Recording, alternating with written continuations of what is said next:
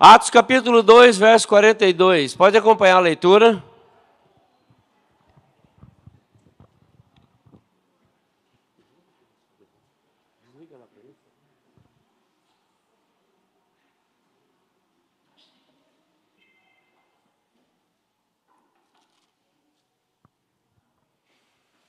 Atos 2,42 diz a Bíblia: e perseveravam na doutrina dos apóstolos e na comunhão, no partir do pão e nas orações.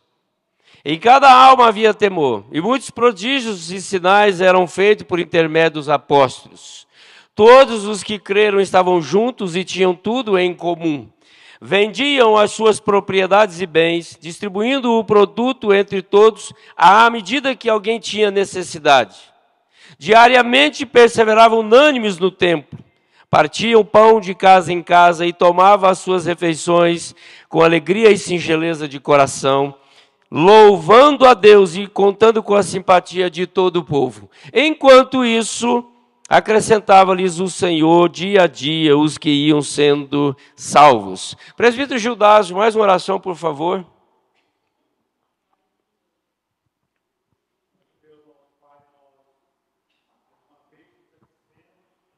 Amém, Jesus. Obrigado, abençoa nosso coração. Amém.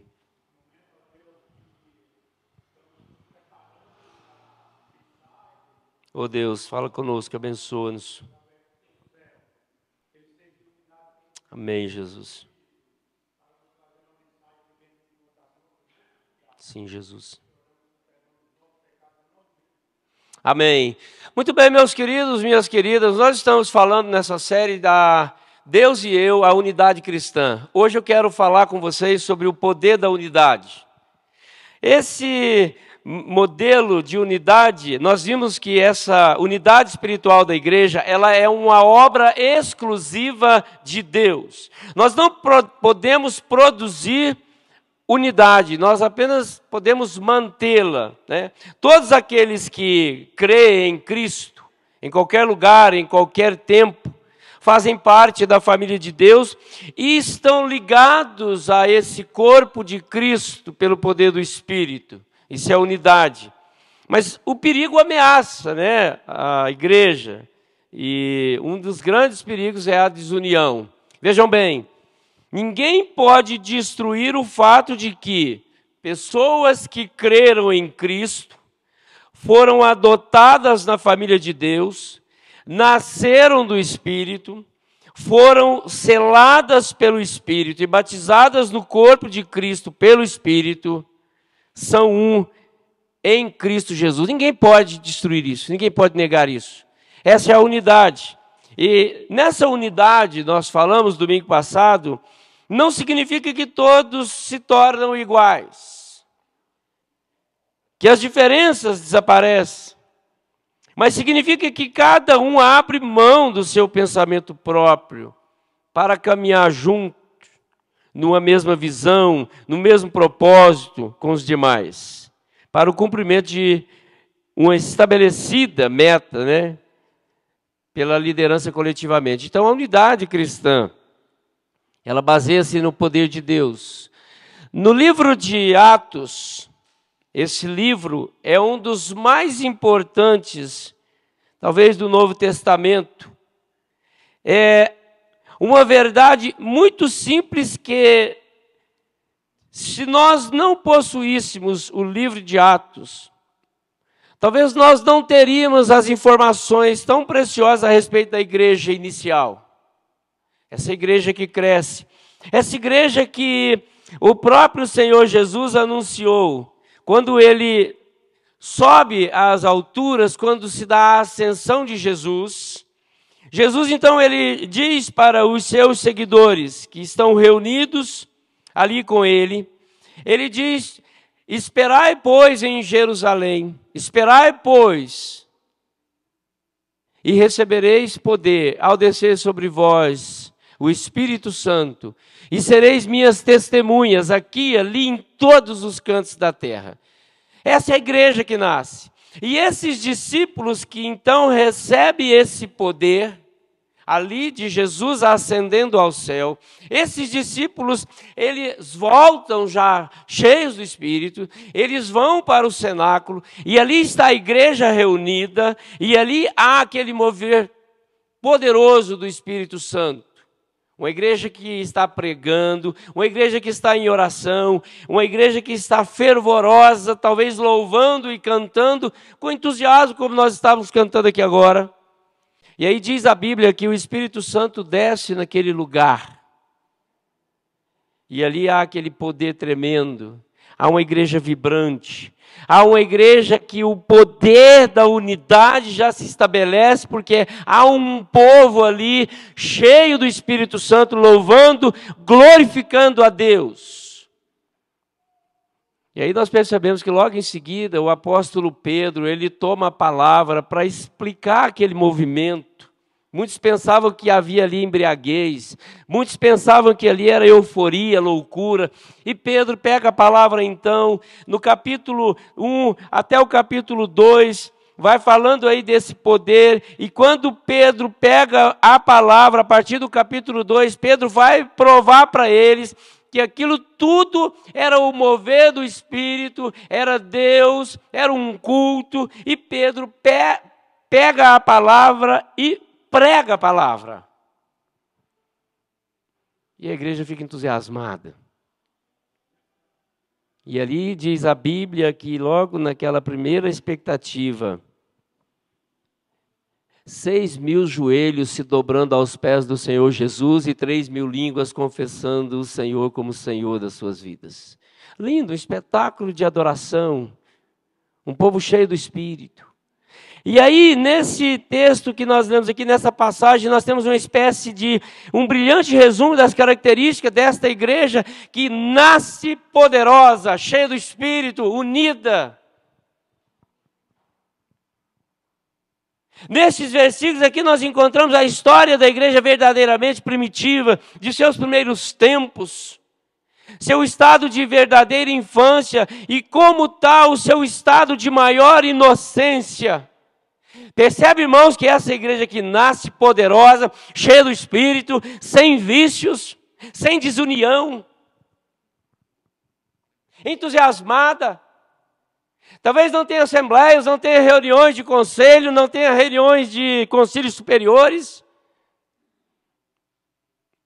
Uma igreja novinha em folha, todos alegres, todos unânimes, cheios do Espírito Santo, apenas adorando a Deus, cultuando, cantando com entusiasmo.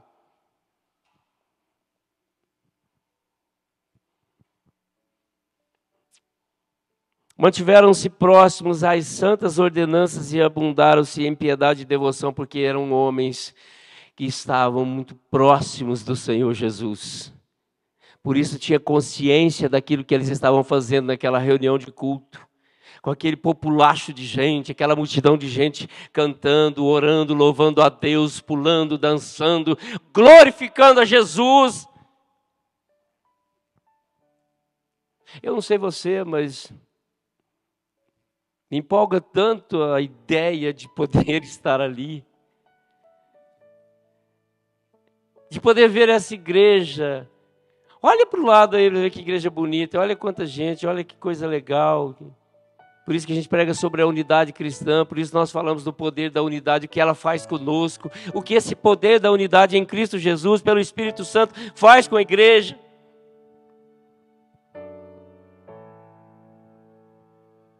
Veja bem algumas características que eu quero narrar rapidamente aqui para fazer uma aplicação. Era uma igreja que aprendia, nasce cheios de desejo, como o apóstolo Pedro fala, genuíno leite, como a criança que deseja um genuíno leite. É uma igreja que está cheia de desejo de ensino. A palavra doutrina aqui no verso 42, ela não é passiva, ela é ativa. É uma igreja que está buscando sempre aprender. E essa frase significa que persistiu em ouvir os apóstolos enquanto eles ensinavam.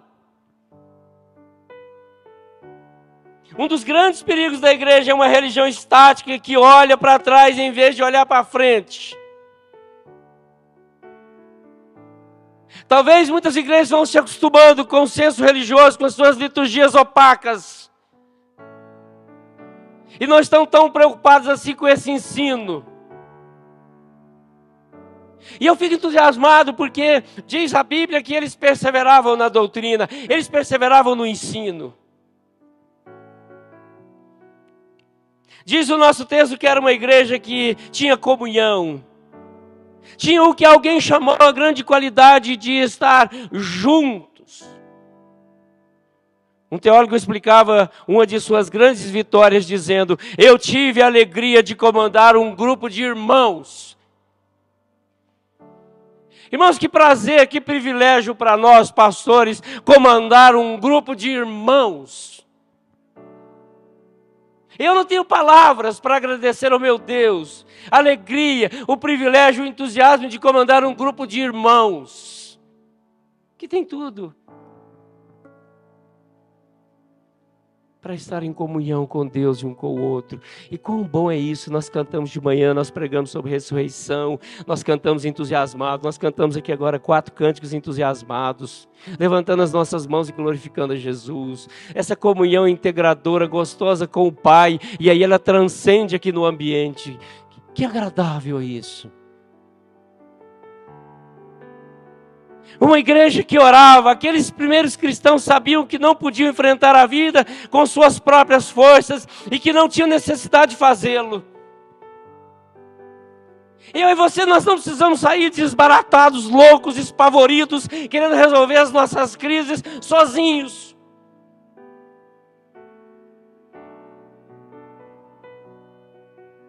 Aqui diz o texto que eles sempre falavam com Deus antes de fazê-lo com os homens.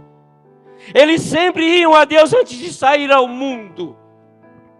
Muito quão importante é isso, você orar e pelo poder da oração você sentir a presença de Deus, o prazer em Deus, e ver as coisas acontecendo, e ver as portas se abrindo, e ver a condução sendo conduzida por Deus, e a proteção dele do seu lado. Mas faz isso em oração. Diz a Bíblia que eles oravam unânimes no templo. Capítulo 4, nós vamos ver a igreja orando unanimemente e os apóstolos sendo soltos. E diz a Bíblia no capítulo 4 de Atos que a palavra de Deus crescia com intrepidez na boca dos apóstolos, porque a igreja estava lá orando. Eu fico muito feliz da gente ter um movimento de oração aqui toda segunda-feira, 19h30. Todas as quintas-feiras nós viemos para cá para estudar a Bíblia e orar. E aí, queridos, eu vejo aqui crianças orando, eu vejo aqui adultos orando pela liderança da igreja, pelo pastor, a sua família, pela cidade, pelos enfermos, pelas nossas agendas, e aí o ambiente é de paz.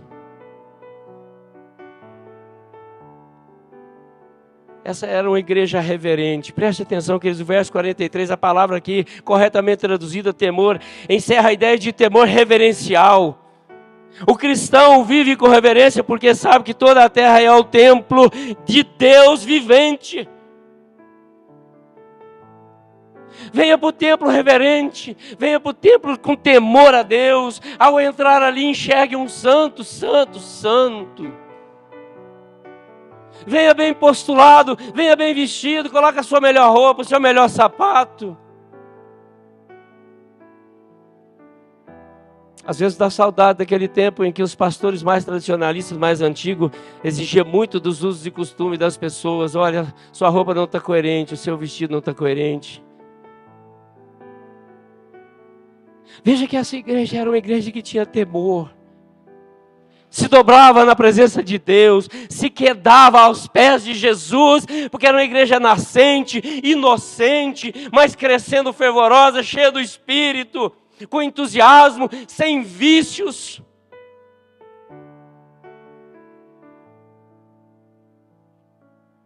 Era uma igreja na qual aconteciam as coisas. Diz a Bíblia que ocorriam maravilhas, sinais, o verso de número 43.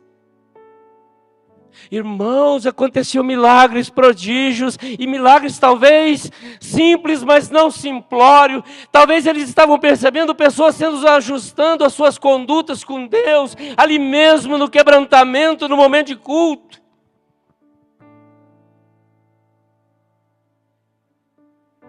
Se esperamos grandes coisas de Deus e buscamos fazer grandes coisas para Ele, algo acontecerá, queridos. Se orarmos, se tivermos temor, se buscarmos a Deus com seriedade, com reverência, as coisas acontecem. E é isso que eles desfrutavam aqui, do poder dessa unidade cristã que eles receberam ao se encherem do Espírito Santo. Eles viam as coisas acontecendo. Preste atenção, veja do seu lado pessoas, nossa, eu queria ver meu irmão bem, eu queria ver meu irmão recebendo milagre, eu queria ver, sabe? E Deus vai operando esses milagres no nosso meio, Deus vai ajustando as condutas, Deus vai ajustando os relacionamentos.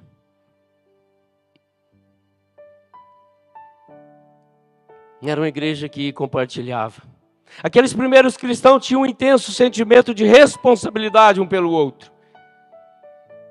Eles cuidavam uns dos outros, não faltava nada.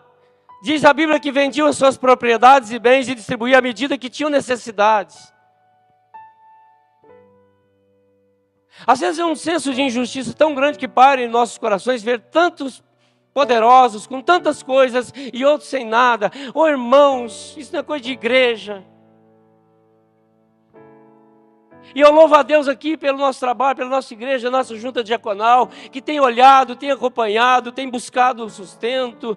A nossa tesouraria que tem sido abençoada ricamente, poderosamente por Deus, para suprir necessidades básicas dos nossos queridos irmãos. Irmãos, que Deus tão bom é esse, que traz esse poder na unidade cristã, ao ponto de colocar nas nossas mentes as mesmas coisas de Cristo. Encher o nosso coração de prazer. Diz William Morris, nunca vi um homem bêbado sem sentir uma responsabilidade pessoal por ele. Eu queria que você pensasse assim como William Morris. Toda vez que você vê um caído, vê uma pessoa, estenda a mão, estenda uma oração, clame a Deus. Porque nem só de pão viverá o homem, mas de toda a palavra. Então estenda uma palavra, porque esse caído pode levantar pelo poder da palavra. E, irmãos, como nós temos visto pessoas caídas, como nós temos visto pessoas no chão. Um verdadeiro cristão não deveria suportar ter tanto quanto o outro não tem pouco, ou não tem nada. E essa é a narrativa da igreja. Elas vendiam suas propriedades e bens, distribuíam à medida que tinham necessidade. Era uma igreja que adorava. Veja aí os versos 46. Diariamente perseveravam unânimes no tempo, partiam um pão de casa em casa, tomavam suas refeições com alegria e singeleza de coração. 47, louvando a Deus e cantando. Nunca esqueciam de visitar o cenáculo, a casa de Deus.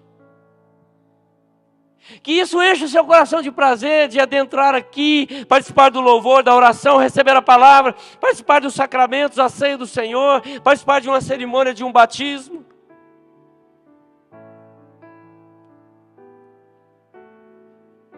Era uma igreja alegre, diz no nosso texto. A felicidade estava ali.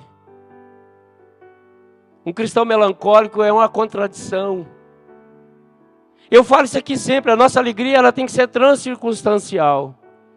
Ela não pode depender de situações favoráveis. Porque a nossa alegria em Deus, alegrai-vos sempre no Senhor. Outra vez vos digo, alegrai-vos, diz Paulo.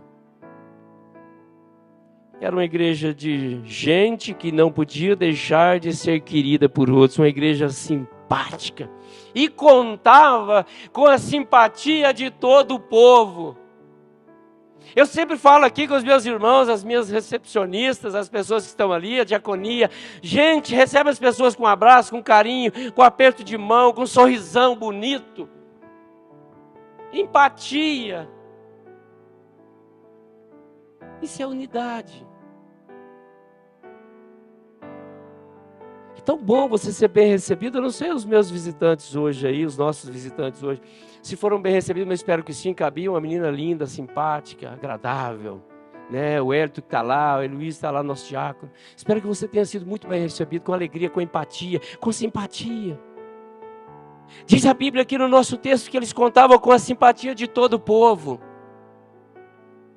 Uma igreja bonita, uma igreja com todo mundo sorrindo. E a gente percebe isso quando a gente começa a cantar aqui com os irmãos, tocando bonito e cantando e levando a igreja a fazer o mesmo.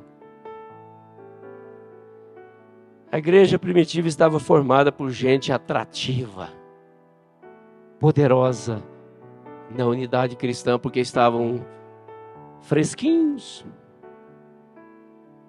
cheios do Espírito. Eu queria concluir fazendo as aplicações aqui nesse texto. Importantes, bonitos.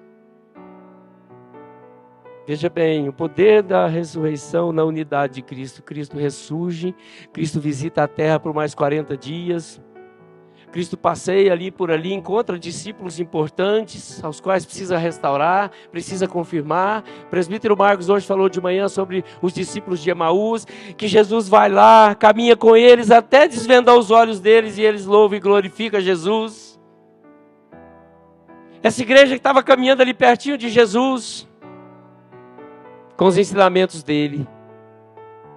E Jesus chama os seus apóstolos e vamos receber o Espírito agora, que vocês vão ser eu. Vocês vão ser eu. Vocês são eus.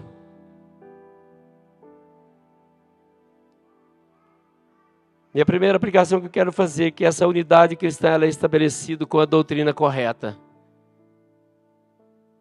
Veja que bonito isso, perseverava na doutrina dos apóstolos. O apóstolo é aquele que tem o nome de enviado. E Jesus chama eles e diz: eu vos envio. A doutrina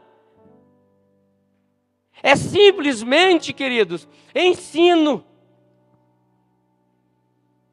Essa estabilidade, esse poder da unidade cristã, ele é estabelecido com a doutrina corretinha.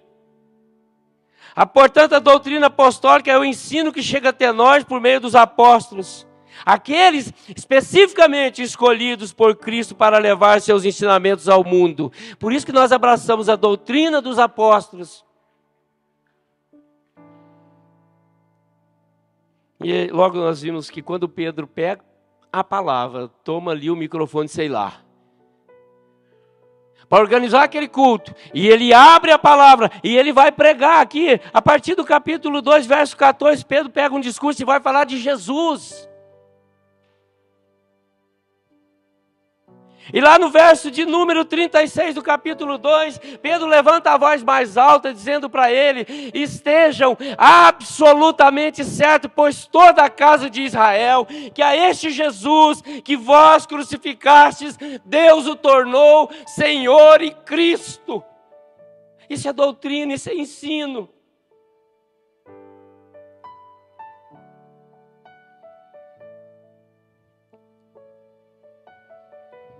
Jesus revelou a sua vontade aos apóstolos. Jesus andou com seus apóstolos, ensinou para eles.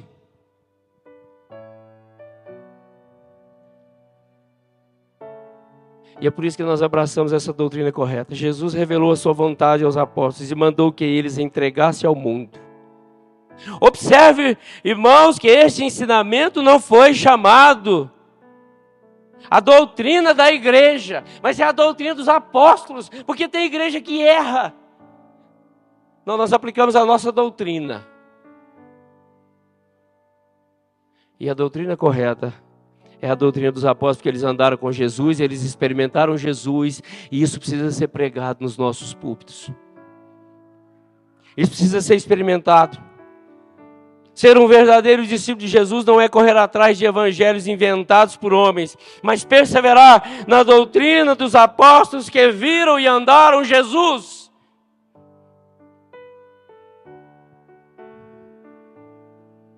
E aí, queridos, nós fazemos isso aplicando essa doutrina correta, expondo a palavra de Deus nos nossos púlpitos. Nós não podemos abrir mão de pregar um sermão aqui e dizer o que ele fala de verdade.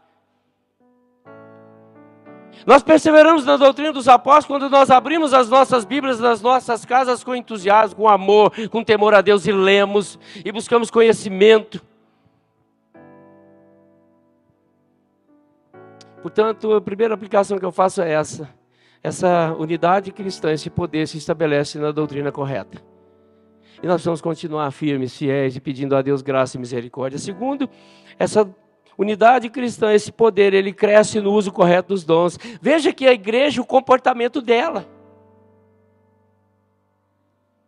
Está cheio de gente brigando por dons. Dons disso, dons daqui, dom de cura, dom de língua, dons.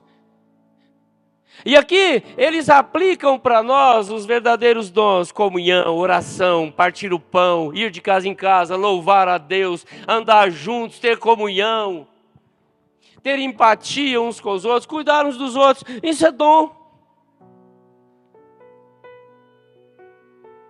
Eu costumo dizer aqui que todo membro que chega na igreja é batizado, recebe o Espírito Santo, ele costuma ter 2 dons automáticos. 2. O dom de orar e o dom de visitar. Ora pelo irmão, vai lá ver como é que ele está. Esses são 2 dons automáticos. É claro que você desenvolve um talento. Você vem cá, toca, prega, você destrincha um texto aqui, ora, canta bem, né, como os irmãos aí. Mas eles tinham as preocupações muito mais seguras em termos de usar corretamente os seus dons de unidade cristã. Veja que no livro de Atos, Lucas escreveu sobre vidas transformadas, que não sobre formaturas de faculdades. Veja que os tessalônicos suportavam as perseguições, porque estavam juntos, tinham coisas em comum, amavam um ao outro, cuidavam do outro. Os éfesos queimaram livros de artes mágicas, porque foram encontrados pelo Evangelho e se tornaram uma unidade cristã, vivendo em Cristo. O casal Áquila e Priscila saíram de Roma e foram para Corinto e depois para Éfeso, e depois voltaram para Roma pelo seu desejo de divulgar o Evangelho. O dom de pregar, o dom de visitar, o dom de ir atrás de outros que precisavam ouvir o Evangelho. Pessoas de fé se mostram dedicadas em ouvir e praticar a palavra. Não existe nas Escrituras, irmãos, qualquer caminho assinalado para alguém andar sozinho nas coisas de Deus. E aí esse uso correto que eles aplicam aqui. Eles perseveravam na doutrina. A doutrina é a base sólida para o nosso coração. Fortalecimento espiritual. Eu quero conhecer melhor Jesus. Eu quero entender por que Jesus foi à cruz por mim. Que loucura é essa? Eu quero entender isso. Vamos ler os evangelhos. Vamos para a doutrina dos apóstolos. Vamos ler os evangelhos, vamos ler as epístolas, vamos ler as cartas pastorais, que nós vamos entender por que Jesus foi à cruz por nós. Isso é doutrina. E aí eles aplicavam também corretamente o uso dos dons.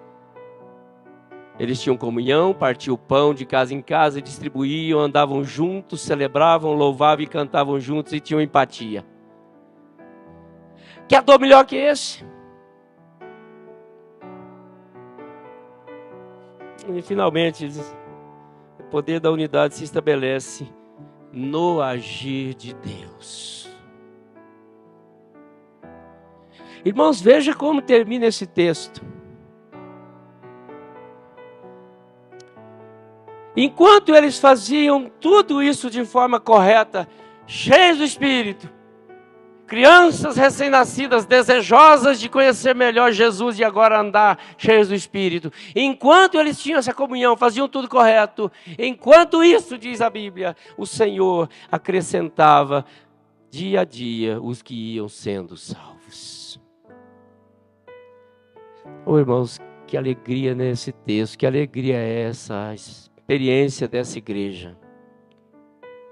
Percebe que Deus, Ele vai olhar para mim, para você, para a igreja presbiteriana do Lago Azul, e vai olhar para você e vai dizer assim: vocês estão coerentes, eu vou mandar mais gente para ir. Diz o texto aqui que o Senhor mesmo ia acrescentando e a igreja cresceu. Logo em seguida, na segunda pregação de Pedro, foram mais 5.000 pessoas se dobrando aos pés de Jesus. Porque era uma igreja coerente, uma igreja que perseverava na doutrina e aplicava corretamente os dons. E Deus olha para isso e Deus fala: está aprovada, está boa. Está boa. E eu tenho orado aqui, tenho conversado com os nossos líderes, nós precisamos cuidar do nosso comportamento, nós precisamos cuidar da nossa doutrina, cuidar do nosso estilo, porque Deus vai olhar para nós e vai dizer: eu vou mandar gente para aí para vocês cuidarem. Pastor Paulo, eu vou mandar gente para aí para você pastorear. Então, eu tenho que me esforçar, eu tenho que buscar a fidelidade a Deus todos os dias, consagração todos os dias, porque Deus vai olhar para isso, e Ele mesmo que manda a gente. Nós temos estratégias, nós saímos ontem, distribuímos folheta, levando a palavra de Deus para algumas pessoas aí, para algumas casas. Para provar que nós amamos também o evangelismo. E nós fizemos isso debaixo de chuva. Mas entende aqui, irmãos, que Deus mesmo, Ele providencia o jeito de mandar as pessoas certas para congregar, para adoração. Jesus vai aos mais profundos lamaçais de lodo, podres, lugares pecaminosos, para tirar pecadores e tornar eles adoradores. Jesus mesmo é quem faz isso. O que nós precisamos entender, irmãos, é que a unidade cria vínculos fortes na igreja. Vínculos fortes. A igreja não se incomoda mais em se relacionar com Deus só para receber coisas. Não, nós precisamos de doutrina. Nós precisamos de ensino. Nós estamos aqui todas as quintas-feiras estudando confissão de fé, estudando a Bíblia. Orando. Clamando, Deus tem aberto portas, Deus tem mandado gente para cá. A gente tem conversado com pessoas aqui: pastor, a igreja mudou, a igreja está bonita, a igreja é isso, a igreja é aquilo. Vai lá conhecer a igreja, vai lá conhecer a doutrina. Não fica só na estética, na estrutura da igreja, não. Vai lá conhecer o pastor Paulo, vai lá conhecer a liderança da igreja, vai lá conhecer os irmãos.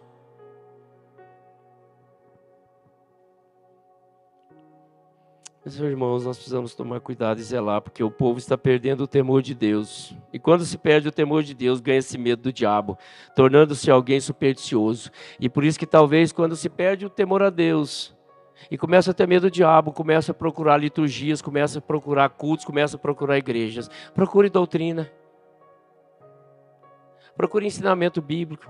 Procure fortalecer a sua fé. Não anda atrás de coisas, não. Anda atrás de Deus. Eu quero ir à igreja hoje porque eu quero ter uma palavra de Deus ao meu coração, eu quero me encher de Deus, eu quero ter prazer em Deus. Está cheio de gente aí buscando igrejas por superstições, procurando a sua bênção. E chega lá, a primeira coisa que tem que encontrar é o abençoador, não encontra, aí sai sem a bênção. Procura uma igreja que tenha doutrina. E perseveravam na doutrina dos apóstolos, na comunhão, no partir do pão e nas orações. Em cada alma havia temor, e prodígios e sinais eram feitos por intermédio dos apóstolos.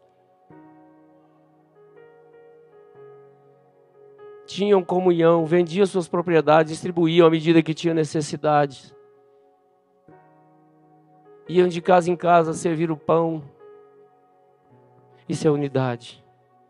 E é o poder da unidade cristã estabelecida por Jesus lá na sua ascensão. Irmãos, é isso que nós precisamos como igreja hoje. Essa unidade cristã cheia do Espírito Santo, uma igreja viva, vibrante, amorosa, cuidadosa, que faz o uso correto da doutrina, que exerce com tranquilidade os dons e que vê de forma muito clara o agir de Deus. Enquanto isso, Deus manda pessoas.